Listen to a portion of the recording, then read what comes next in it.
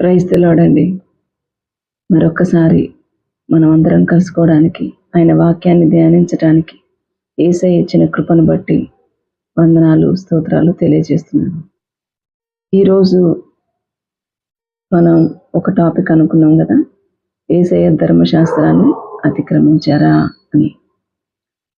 ఆ వాక్య ధ్యానంలోకి వెళ్ళే ముందు ఒక చిన్న ప్రార్థన చేసుకుందాం. పరిశుద్ధుడైన తండ్రి, మీకే మహిమ కలుగును గాక. ప్రభువా, ఈరోజు మేము మాట్లాడబోయే లేదా ధ్యానించబోయే అంశం మా అందరికీ తేటపరచమని వేడుకుంటున్నాను తండ్రి. ఎవరికి ఏ అనుమానం లేకుండా నీ హృదయాన్ని మాకు తెలియజేయమని, ప్రతి ఒక్కరము ప్రతి ఒక్క విషయంలోనూ నీ యొక్క ఆంతర్యం ఏమిటో తెలుసుకొనడానికి మా అందరికీ కృప చూపించమని, మమ్మల్ని ఈ వాక్యంతో కడుగుమని యేసు నామములో వేడుకుంటున్నాను తండ్రి. ఆమేన్. చూద్దామండి. మరి ఈ టాపిక్ మనం ఎందుకు మాట్లాడుకోవాల్సి వస్తుంది అంటే, యేసయ్యను సిలువేయడానికి అక్కడున్న యూదులు, పరిసయ్యులు, శాస్త్రులు చేసిన ఆరోపణ ఏంటిదంటే, ఈయన ధర్మశాస్త్రాన్ని అతిక్రమించారని. ధర్మశాస్త్రాన్ని ఇప్పుడు పాటించలేదు, ఆయన దాన్ని అతిక్రమించారని. అది మేజర్గా తానే రాజునని చెప్పుకున్నాడు, దేవుడు తప్ప దైవ కుమారునని చెప్పుకున్నాడు, పాపములు క్షమిస్తా అన్నాడు. దేవుడు తప్ప ఎవరు క్షమించగలరు పాపాలను? ఈయన ఇంటి వచ్చి పాపాలను క్షమిస్తా అంటున్నాడు. అంటే దైవ దూషణ ఒకటి చేస్తున్నాడు, బ్లాస్ఫెమీ. ఇంకొకటి ధర్మశాస్త్రాన్ని అతిక్రమించారు. ఇది మేజర్గా వాళ్ళు చెప్పినది. అయితే ఇప్పుడు మనం శాస్త్రులు వాళ్ళ తరపున నిలబడ్డాం అనుకోండి. ఒకవేళ శాస్త్రుల తరపు మనం మాట్లాడితే వాళ్ళు చేసే మేజర్ ఎలిగేషన్ ఇవి అనుకున్నాం కదా, ధర్మశాస్త్రాన్ని అతిక్రమించారు. ఈ ధర్మశాస్త్రాన్ని అతిక్రమించారు యేసయ్య అని చెప్పడానికి వాళ్ళ దగ్గర ఉన్న ఆధారం ఏంటిదంటే, ఆధారం అంటే వాళ్ళు అనుకున్న విషయం ఏంటిదంటే, విశ్రాంతి దినాన చాలా మందిని స్వస్థపరచరు. ఒక్క విశ్రాంతి దినాన్ని రోజున కాదు, ఎన్నో విశ్రాంతి దినాలలో ప్రతి ఆదివారం అంటే ప్రతిరోజు ఆయన స్వస్థత చేస్తూనే ఉన్నారు. అందులో కొన్ని విశ్రాంతి దినాలు ఉన్నాయి. వీళ్ళు స్వస్థత పరిచేదాన్ని ఏమనలేరు కాబట్టి విశ్రాంతి దినాన్ని స్వస్థత పరిచారు కదా, దాన్ని ఎలిగేట్ చేస్తున్నారు, దాన్ని ఖండిస్తున్నారు. ఇది తప్పు, మోషే ధర్మశాస్త్రం ప్రకారం ఏ పని చేయకూడదు, నువ్వు ఇంత గొప్ప పని ఎట్లా చేస్తావని. ఆ తర్వాత అసలు వాళ్ళది ఏంటంటే, దేవుడు కాకపోతే ఇంత గొప్ప కార్యం ఎట్లా జరుగుతుందబ్బా అనేది మానేసి విశ్రాంతి దినాన ఇంత పెద్ద పెద్ద కార్యాలు, ఒక వ్యక్తిని స్వస్థపరచటం లాంటివి ఎందుకు చేయాలి అని అనుకుంటున్నారు. అంతగా వాళ్ళ కళ్ళు మూసివేయబడ్డాయి. చూడండి, మత్తయి 9:13. ఇక్కడ వాళ్ళు ఎక్కడెక్కడ ఏమేమి ఎలిగేషన్ చేశారు అని అనడానికి నేను చెప్తున్నాను. 9:13 మత్తయి. వాళ్ళు ఏమన్నారంటే, పాపులతో పాటు వెళ్తున్నావు నువ్వు ఎవరైనా అట్లా పాపుల్ని దూరంగా పెట్టాలి కానీ వాళ్ళతోటి కలిసి ఉంటారా? ధర్మశాస్త్రం ప్రకారం ఏంటిదంటే, ఏదైనా తప్పు చేశాడు, పాపం చేశాడంటే వాడిని కొన్ని రకాలైన తప్పుల్లో, కొన్ని రకాలైన పాపాలకు రాళ్లతో కొట్టి చంపడం, కొన్ని రకాలైన పాపాలకు నష్టపరిహారం విధించటం, కొన్ని పాపాలలో ఊరి బయటికి వెలివేయటం, ఇలాంటివి ఉండేవి. అంటే పాపం చేసేవాడిని శిక్షించటమే, వాళ్ళని దూరంగా పెట్టడమే. వాళ్ళని ఎవరు, నువ్వు తప్పు చేసినప్పుడు అతనిని మిగతా వాళ్ళు ఎవరు చేర్చుకోకూడదు, వెలివేయడం అన్నమాట. అయితే ఇందులో ఏం జరుగుతుంది ఇక్కడ, మత్తయి సువార్త 9:13 ఏమంటాడంటే యేసయ్య, నేను పాపులను పిలవవచ్చితిని గాని నీతిమంతులను పిలువ రాలేదు, కనుక కనికరమునే కోరుచున్నాను గాని బలిని కోరను అని వాక్య భాగం ఏమిటో మీరు వెళ్ళి నేర్చుకొనడని చెప్పాను. ఏ సమయంలోనంటే ఇది జరిగింది, మత్తయి సుంకరి మెట్టు మీద ఉన్న మత్తయ్యను నువ్వు నన్ను వెంబడించమని చెప్పినప్పుడు మత్తయ్య ఆయనను ఫాలో చేస్తారు. వాళ్ళ ఇంటికి వెళ్ళి భోజనానికి కూర్చున్నప్పుడు ఆయనతో పాటు మత్తయికి సంబంధించిన అందరూ పాపులు సుంకరులు అందరూ అక్కడ చేర్చినప్పుడు వాళ్ళందరితో కలిసి యేసయ్య ఉన్నప్పుడు పరిసయ్యులు శాస్త్రులు ఆయన మీద చేసిన ఆరోపణ అనమాట. దానికి బదులుగా మాట్లాడుతున్నారు, నేను పాపులను పిలువ వచ్చితిని కానీ నీతిమంతులను పిలువ రాలేదు. వైద్యుడు రోగగ్రస్తులకు అవసరం కానీ ఆరోగ్యవంతులకు అవసరం లేదు అనే మాట యేసయ్య చెప్పారు. ఈ సందర్భంలో మనము ఏమంటున్నామంటే ఇప్పుడు ధర్మశాస్త్రాన్ని అతిక్రమించారా అనేది ప్రశ్న. ఇక్కడేమో ఆయన యేసయ్య ఆయన వేలో ఆయనని సమర్థించుకుంటున్నారు. ఆ సమర్థన ఏ కోణంలో చూడాలి, మనము ఎట్లా అనేది ఒకటి ఆలోచించాలి. ఇప్పుడు ఇంకొకటేమో వాళ్ళు చేసిన ఎలిగేషన్ కరెక్టా కాదా, నిజంగా ధర్మశాస్త్రాన్ని అతిక్రమించారా లేదా. మనకు అన్నీ నేను చెప్పట్లేదు కానీ 1-2 సందర్భాల గురించి మనం మాట్లాడుకుందాం. ఇంతకు ధర్మశాస్త్రం అతిక్రమించడం అంటే అసలు ధర్మశాస్త్రం అంటే ఏంటిదో తెలియాలిగా మనకి. ధర్మశాస్త్రం అంటే ఒక సెట్ ఆఫ్ రూల్స్ దేవుడు ఏర్పాటు చేసినది. మీరు ఎట్లా బ్రతకాలి, నేను ఎన్నుకున్న ప్రజలు ఇతరుల వేరే జనాంగం కంటే మీరు ఎట్లా భిన్నమైన వారు, మిమ్మల్ని వేరుపరచాలని అనుకున్నాను. మిమ్మల్ని వేరుపరచాలంటే మీ జీవితం ఇతరుల జీవితం కంటే, మీరు పాటించే పద్ధతులు ఇతరులు పాటించే పద్ధతుల కంటే, అన్యులు పాటించే పద్ధతుల కంటే వేరుగా ఉండాలి. వేరుగా ఉండాలంటే ఎట్లా వేరుగా ఉండాలో మీకు తెలియదు. ఇది తప్పని తెలుసు కానీ దానికి శిక్ష ఏంటిది, అది ఎంత పెద్ద నేరం అనేది మీకు తెలియదు. ఇక్కడ ధర్మశాస్త్రం ఏం చెప్తుందంటే అండి, ఏది పాపమో చెప్తుంది, అయితే ఏది ఏ స్థాయి పాపమో కూడా చెప్తుంది. పాపం యొక్క తీవ్రత కూడా తెలియజేస్తుంది అన్నట్టు ధర్మశాస్త్రం. పాపం యొక్క తీవ్రత ఎట్లా తెలియజేస్తుంది అంటే ధర్మశాస్త్రం ద్వారా విధించబడిన తప్పుల ద్వారా, విధించబడిన శిక్షల ద్వారా దాని ఒక పాపం యొక్క తీవ్రత అనేది తెలియపరచబడుతుంది అన్నట్టు. దాని స్థాయి ఏంటిదో, దాని రేంజ్ ఏంటిదో, అది పెద్దదా చిన్నదా అని. నిజానికి దేవుడి దృష్టిలో ఏది కూడా చిన్న పాపం లేదు, పెద్ద పాపం లేదు. మనం ఆల్రెడీ మాట్లాడుకున్నాం ఆ సంగతి. నువ్వు ఏ పాపం చేయడం ద్వారా ఆజ్ఞను అతిక్రమించినా అది దేవుడికి విరుద్ధంగా చేసే పాపమే. ప్రతి పాపము కూడా దేవుడికి యెహోవాకు విరుద్ధంగానే చేస్తాం.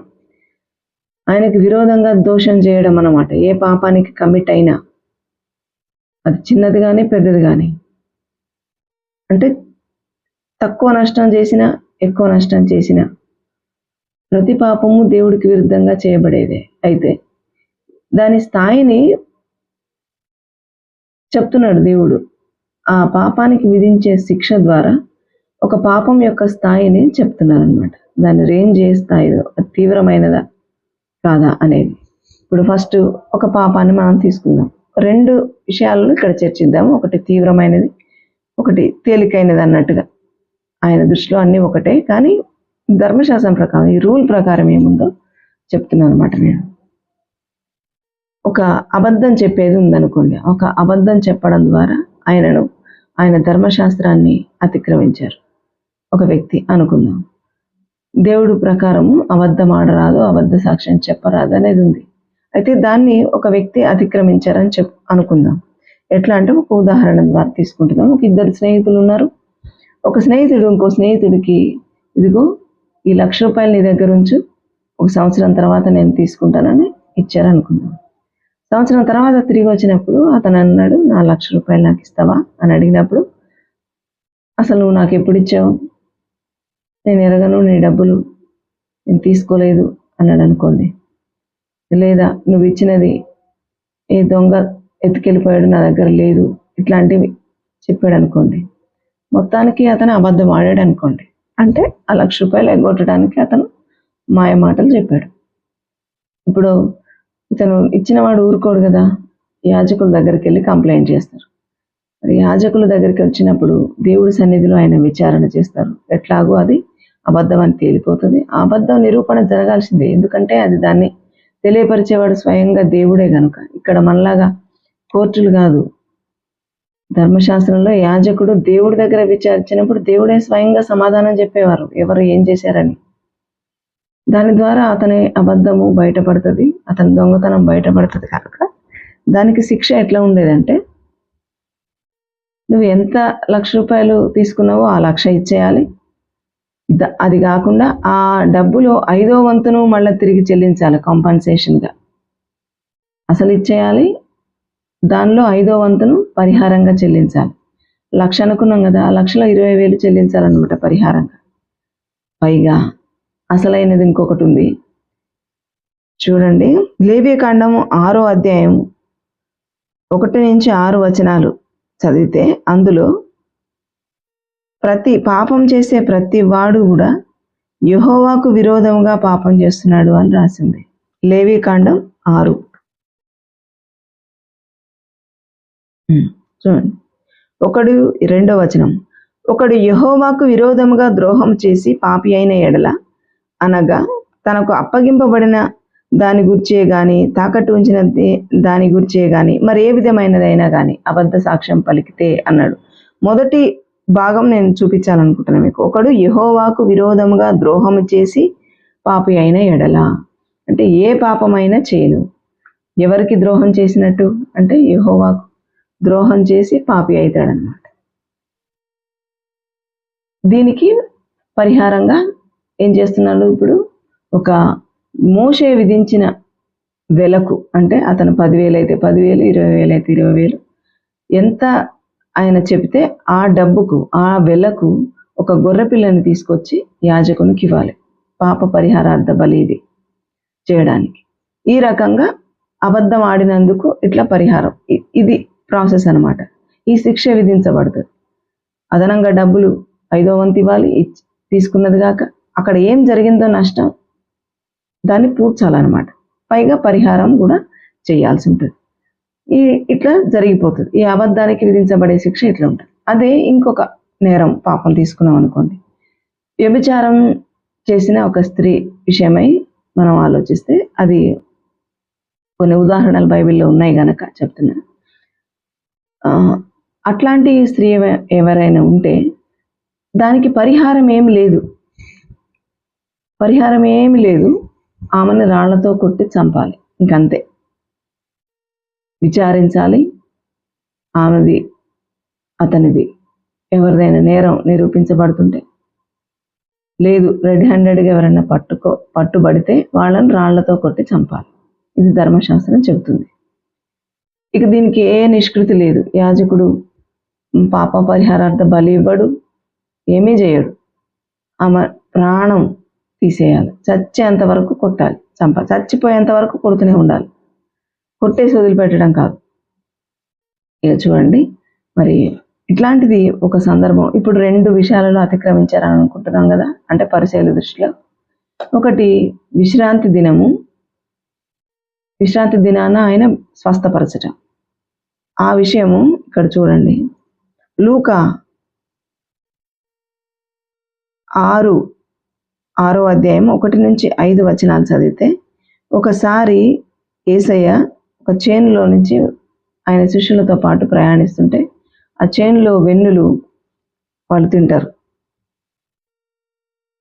తింటే విశ్రాంతి దినాన మీరు పర్మిషన్ లేకుండా ఎవరో చేనుల్లో ఎట్లా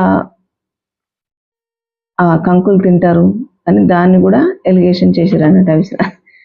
ఎంతమంది ఫాలో అవుతున్నారో ఆయనను, ఎప్పుడు ఫాలోనే అవుతుంటారు. వాళ్ళలో విశ్వాసులతో పాటు ఈ వేగులు, శాస్త్రుల తరపున వేగులు అనమాట, గూఢాచారులు ఎప్పుడు తిరుగుతుంటే, ఎక్కడ ఏదన్నా చిన్న పొరపాటు చేస్తారా వాళ్ళకి ఉప్పందిస్తుంటారు అనమాట. ఆ రకంగా ఆ దారిలో నడిచెళ్ళేటప్పుడు ఆకలికి కొన్ని వెన్నులు తుంచి వాళ్ళు తింటారు.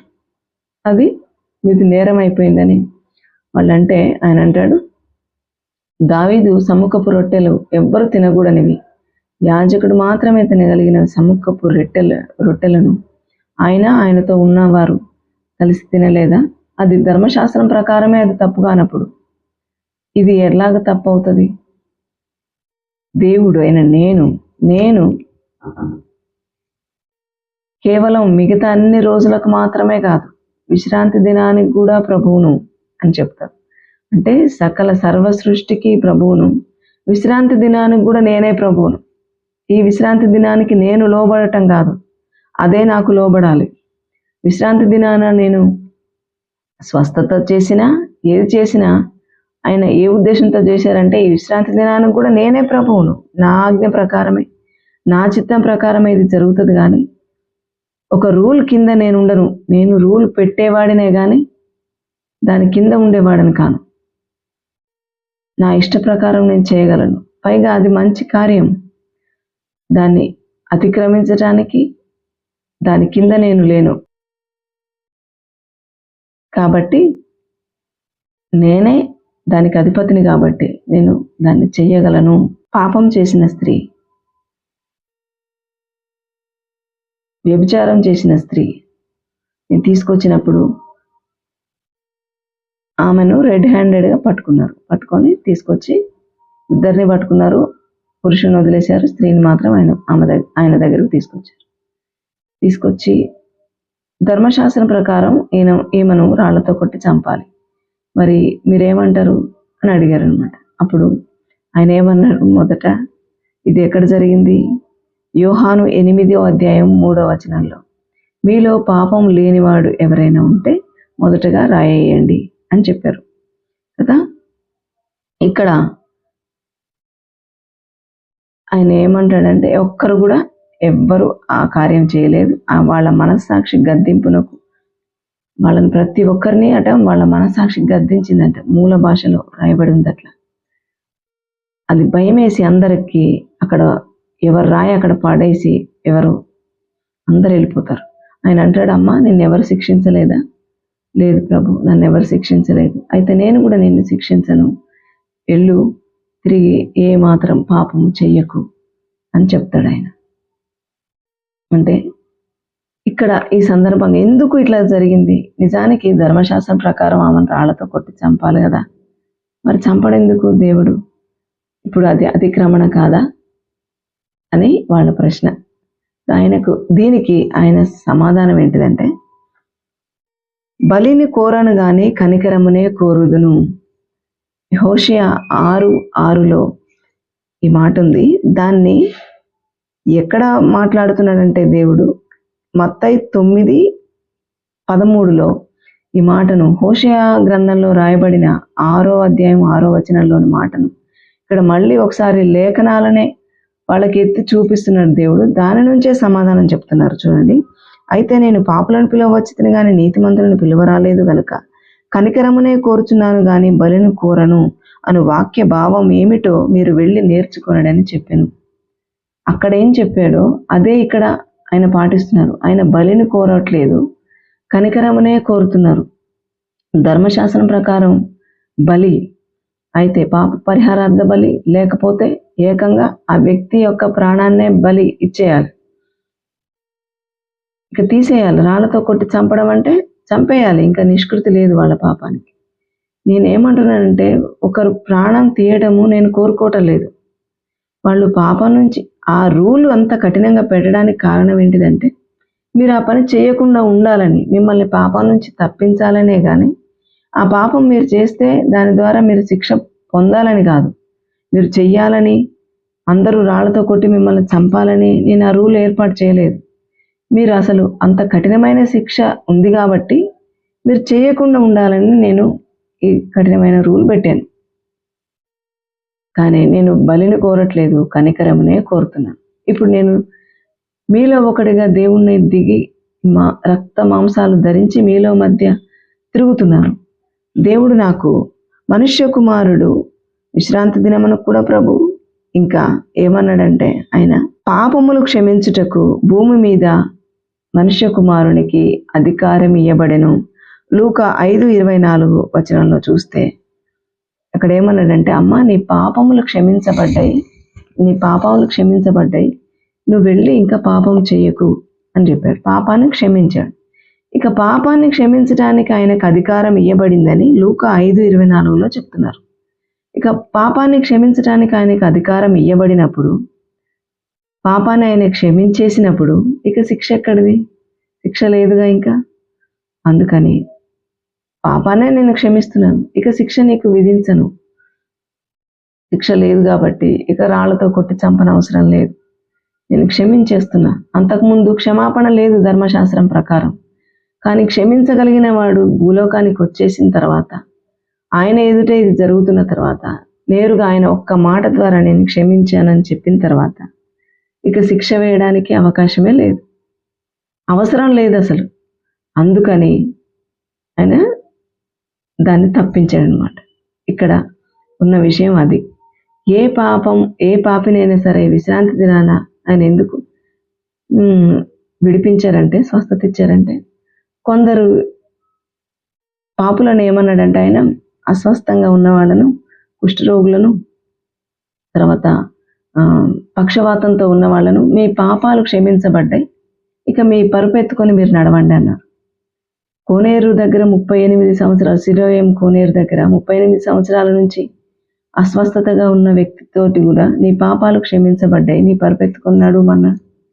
చాలా మందిని అట్లా ఆయన నీ పాపాలు క్షమించబడ్డాయి, మీరు స్వస్థత పొందండి అన్నారు. అంటే పాపం వల్ల వాళ్ళకు అనారోగ్యం వచ్చిందని తెలుస్తుంది. పాపాలు క్షమించగలిగిన వాడు ఉన్నప్పుడు ఇంకా వేరే ధర్మశాస్త్రం గురించి దాని ప్రకారం ఏం జరుగుతుందా అని చూడనవసరం లేదు కదా. పోతుంటే దాని గురించో మనం ఆలోచించాల్సిన పని లేదు.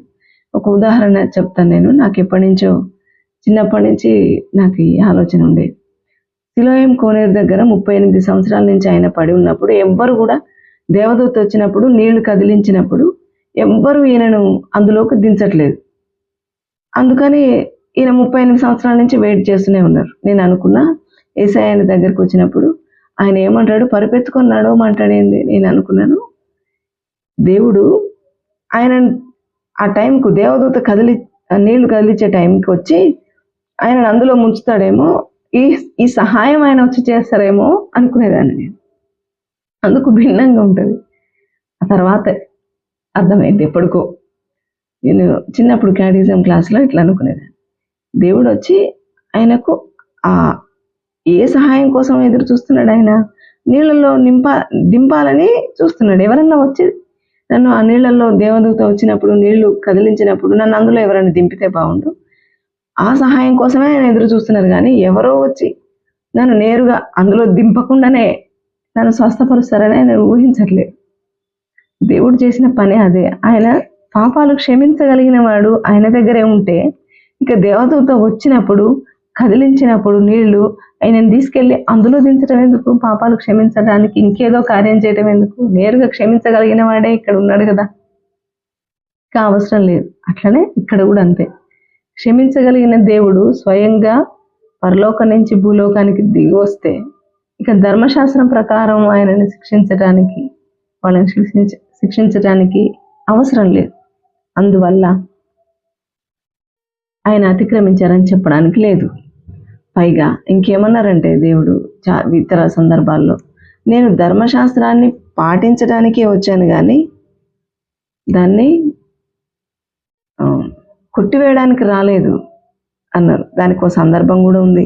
మత్తయి 19వ అధ్యాయము 7-9 వచనాలు చూడండి. 7-9 వాళ్ళు ఏమంటారంటే, పరిసయ్యులు, శాస్త్రులు, యేసయ్య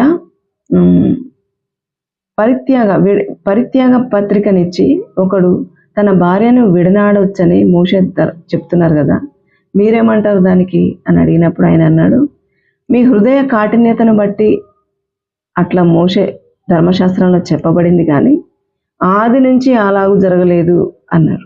ఆది నుంచి అంటే దేవుడు నియామకం చేసినప్పటి నుంచి, వివాహ వ్యవస్థను ఆయన ఏర్పాటు చేసినప్పటి నుంచి అట్లాగా లేదు. ఆయన ఉద్దేశం అది కాదు. ఆది నుంచి అంటే ఆదాము అవ్వలను ఏర్పాటు చేసినప్పటి నుంచి వాళ్ళిద్దరూ కలిసి ఉండడానికే, జీవితాంతం కలిసి ఉండడానికే ఏర్పాటు చేసాం కానీ మధ్యలో రకరకాల కారణాల చేత విడాకులు ఇవ్వచ్చు, ఇంకొకరిని చేసుకోవచ్చు, అలాంటి నియమం ఏం లేదు. అది కేవలం మీ హృదయ కాఠిన్యతను బట్టి, అంటే మీరు అట్లా ఉండలేరు గనక, మీరు అంత స్ట్రిక్ట్గా పాటించలేరు గనక, ఇది మీకు మీ వెసులుబాటును బట్టి ఈ రూల్ ఏర్పాటు చేయబడింది కానీ నిజానికి అది దేవుడికి ఇష్టం లేదు. వ్యభిచార కారణం చేత తప్ప ఎవ్వరూ తన భార్యను నాడడానికి వీలు లేదు. అట్లా చేస్తే తన భార్య ఇంకొకరితో వ్యభిచారం చేయడానికి నువ్వు పర్మిషన్ ఇచ్చినట్టు. నువ్వు ఇంకొక స్త్రీని వివాహం చేసుకుంటే ఆమెతో వ్యభిచారం చేసినట్టు అని చెప్పి అంత స్ట్రిక్ట్గా చెప్పారనమాట. అంటే ధర్మశాస్త్రాన్ని ఇంకా కఠినంగా పాటించినట్ట కాదా? దాన్ని కొట్టేసినట్టు కాదు కదా. దేవుడు ఇంకొంచెం కఠినంగా దాన్ని అమలు చేశారు. ఇంకొకటి, ఎవరైనా మామూలుగానైతే వ్యభిచారం చేయడం నేరమని ధర్మశాస్త్రం చెప్తుంటే మోషే మీకు ప్రకటించారు. కానీ నేనేమంటున్నానంటే, ఒక వ్యక్తి ఒక స్త్రీని మోహపు చూపుతో చూస్తే ఆ క్షణమే అతను వ్యభిచారం చేస్తున్నాడని, దానికి మరణపు శిక్ష అప్పుడే విధించాలని చెప్తున్నాడు దేవుడు. అంటే మరణానికి పాత్రుడని చెప్తున్నారు. మరణానికి పాత్రం అవుతున్నాడు ఆ వ్యక్తి. నువ్వు చేసేదాకా రెడ్ హ్యాండెడ్గా పట్టుకుంటేనే మీరు కొడతారు, కానీ నేను మనసులో వచ్చిన తలంపుకే అతను మరణ శిక్షకు అర్హుడని నేను చెప్తున్నా. కాకపోతే అతని పాపాన్ని నేను జాలి హృదయంతో నన్ను అంగీకరించినప్పుడు, నా దగ్గర బ్రతిమాలుకున్నప్పుడు నేను అంతటి మరణకరమైన పాపాన్ని కూడా క్షమిస్తాను. కానీ మీరు మరణానికి యోగ్యులే. ఆ చూపు, ఆ మోహపు చూపు చూసినప్పుడు మీరు మరణానికి పాత్రులు అని చెప్తున్నాడు. అంటే అంత కఠినంగా చేశాడనమాట. ఈయన ఉన్న ధర్మశాస్త్రాన్ని ఇంకొంచెం స్ట్రిక్ట్గా ఫాలో అవ్వమని చెప్తున్నారు. అట్లాంటప్పుడు ధర్మశాస్త్రాన్ని ఆయన కొట్టేశారని, ధర్మశాస్త్రాన్ని అతిక్రమించారని చెప్పడానికి అవకాశం ఏమీ లేదు. ఇంకొంచెం కఠినంగా, ఇంకా బాగా ఆయన ఫాలో అయినట్టు మనం అర్థం చేసుకోవచ్చు. కాబట్టి ఈ ఎలిగేషన్ అనేది చాలా తప్పు. ఆయన చాలా చక్కగా ధర్మశాస్త్రాన్ని అమలు చేశారు, పాటించారు కూడా ఆయనలో మనుషుల్లో ఒకరుగా. కాబట్టి ఎందుకు మామూలుగానైతే నేను అనుకునేదాన్ని, నిజమే కదా, కొట్టి చంపాలిగా రాళ్లతో, అతిక్రమించినట్టే కదా, అంటే ధర్మశాస్త్రాన్ని ఫాలో అవ్వలేదనా, అవనవసరం లేదనా దేవుడు చెప్పేది అని అనుకునేదాన్ని నేను. కానీ ఆయన అంతరంగం ఏంటిదో, ఆయన ఆలోచన ఏంటిదో, నేను బలిని కోరను కానీ కనికరమునే కోరుదును అనే మాటకు, లేఖనానికి కట్టుబడి ఆయన కరుణా సముద్రుడు గనక పాపాన్ని ఆయన హృదయంలోనే ఆ క్షణంలోనే అతని పాపాన్ని తీసేసాడు కనుక ఇక శిక్ష విధించలేదు. అంటే శిలువ మరణం కంటే ముందే ఆయనకి పాపాలు క్షమించగలిగిన హక్కు, అధికారం ఇవ్వబడింది కనుక అంతకు ముందే ఆయన పాపాలను క్షమించగలిగే శక్తి గలవాడు. కానీ మరి శిలువలో ఎందుకు ఎక్కాల్సి వచ్చింది అంటే దానికి ఇంకొక కారణం ఉంది. దాన్ని ఇంకొక వీడియోలో మనం చర్చించుకుందాం. అన్ని విషయాలు ఒకే చోట చర్చిస్తే, ధ్యానిస్తే అది లెంథీ అయిపోతుంది. కనుక ఇంత చక్కగా దేవుడు మాట్లాడినందుకు ఆయన కృతజ్ఞతలు, స్తోత్రాలు చెల్లిస్తున్నాను. ఈ వాక్య భాగము మనందరిలో నిలుచునుగాక. మనం చదివేటప్పుడు బైబిల్లో ఇంకొంచెం నిశ్చితంగా పరిశీలించి ఒక్కొక్క పదాన్ని, ఒక్కొక్క మాట ఆయన మాట్లాడుతుంటే ఆయన హృదయం ఏ విధంగా ఉందో మనం అందరం పరిశీలన చేసుకొని అర్థం చేసుకోవాలని మిమ్మల్ని కోరుతున్నాను నేను. ఒక చిన్న ప్రార్థనతో దీన్ని ముగించుకుందాం. యేసయ్యా, పరిశుద్ధుడైన తండ్రి, మీకు వందనాలు ప్రభువా. చాలా చక్కగా మాతో మాట్లాడినందుకు ప్రభువా, ఇంత విడమర్చి చెప్పినందుకు మీకు వందనాలు తండ్రి. ప్రభువా, ఏమి తెలియని అజ్ఞానాన్ని ప్రభు నాతో మాట్లాడుతున్నందుకు, మా అందరితో మాట్లాడుతున్నందుకు నీకు వందనాలు తండ్రి. మీ హృదయం మాకు విప్పి మా ముందు తేటగా పరుస్తున్నందుకు ప్రభా మీకు స్తోత్రములు. నీ ఆంతర్యం ఏమిటో, ఒక్కొక్క సందర్భంలో నీ మనసులో ఆలోచన ఏమిటో మాకు ఇంత వివరంగా నీ వాక్యం ద్వారా అందించినందుకు వేలాది స్తుతులు, స్తోత్రములు తెలియజేస్తున్నాం తండ్రి. ప్రభా, ఇక్కడ చర్చించబడిన, ధ్యానించబడిన వాక్యం మా హృదయాలలో నాటుకొనున్నట్లు నీ అంతరంగములో మేము ఎప్పుడు అర్థం చేసుకోవడానికి ఈ సున్నితమైన హృదయం మేము ప్రభా పదిలం చేసుకోవడానికి మాకు కృపను ఇవ్వని యేసునామములో అడుగుతున్నాను తండ్రి. ఆమేన్. చూడండి, దీంతో పాటు ఇంకొక మాట చెప్పాలనుకుంటున్నాను నేను. ఇంత చక్కని వాక్యము, మాటలు దేవుడు మనతో మాట్లాడుతున్నారు కదా, మనకు తెలియని విషయాలన్నీ.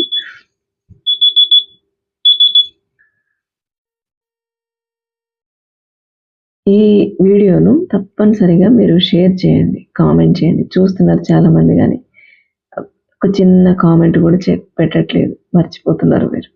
లైక్ చేయడము, అక్కడ ఇట్లా థమ్స్ అప్ బటన్ ఉంటుంది కదా, ఒకటేమో ఇట్లా ఉంటుంది, ఒకటి ఇట్లా ఉంటుంది. ఇట్లా కిందికి ఉన్నది ప్రెస్ చేస్తే మీరు దీన్ని మీకు ఇష్టం లేదన్నట్టు, డిస్లైక్ చేసినట్టు.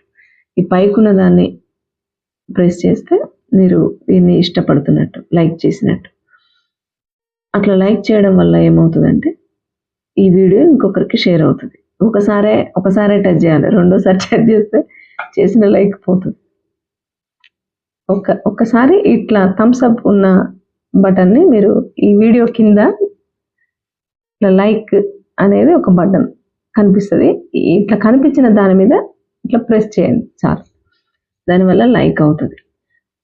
అదే ఇంకొక పక్క సబ్స్క్రైబ్ అని ఒక బ్లాక్ బటన్ ఎట్లా ఉంటుంది, రౌండ్ ఓవెల్ షేప్లో, బాదంకాయ ఇంత పొడవుగా ఇట్లా, దాన్ని మీరు ప్రెస్ చేస్తే సబ్స్క్రైబ్ చేసినట్టు లెక్క. అది చేయగానే మనకి సింబల్ వస్తుంది, ఒక గంట సింబల్ వస్తుంది. ఆ గంటను, బెల్ని ప్రెస్ చేసి ఆల్ అని ప్రెస్ చేస్తే పెట్టిన ప్రతి వీడియో మీకు వస్తుంది. దానివల్ల మీరు చూసి షేర్ చేయడం, ఇంకొకటి షేర్ చేసే విధానం కూడా ఉంటుంది. మీకు నాకు తెలిసిన వాళ్ళకి మాత్రమే నేను వాట్సాప్లో పంపగలను, తెలియని వారికి నేను పంపలేను. మీ మీరు కింద షేర్ బటన్ కూడా ఉంటుంది, అది అక్కడే షేర్ చేయడం వల్ల కూడా ఎక్కువ మందికి ఈ వీడియో అందుతుంది అనమాట. దానివల్ల మరింత మంది వాళ్ళకున్న అనుమానాలు ఏవైనా ఉంటే, నాలాగా ఇట్లాంటి చిన్న చిన్న అనుమానాలు, నాకు తెలిసి చాలామందికి ఇంత చిన్న అనుమానం ఏం రాదు, నేను అజ్ఞానిని కాబట్టి, నాకేం తెలియదు కాబట్టి ఇట్లాంటి చిన్న చిన్న డౌట్లు వస్తున్నాయి.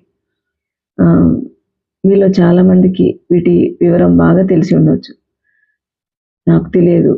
కొత్తగా ఎవరైనా వచ్చిన వాళ్ళకి కొంచెం డౌట్గానే ఉంటుంది. వాళ్ళ కోసం, నాలాగా తెలియని వారి కోసం ఇది పెట్టబడింది. మీరు తప్పనిసరిగా షేర్ చేస్తే ఇలాంటి చిన్న చిన్న అనుమానాలన్నీ కూడా క్లియర్ అయిపోతాయి. సరే, ఈ వీడియోని ఇంతవరకు చూసినందుకు మీకు ధన్యవాదాలు. మళ్ళీ దేవుని కృప ఉంటే మళ్ళీ వీడియోలో కలుసుకునేంత వరకు సెలవు. Praise the lord.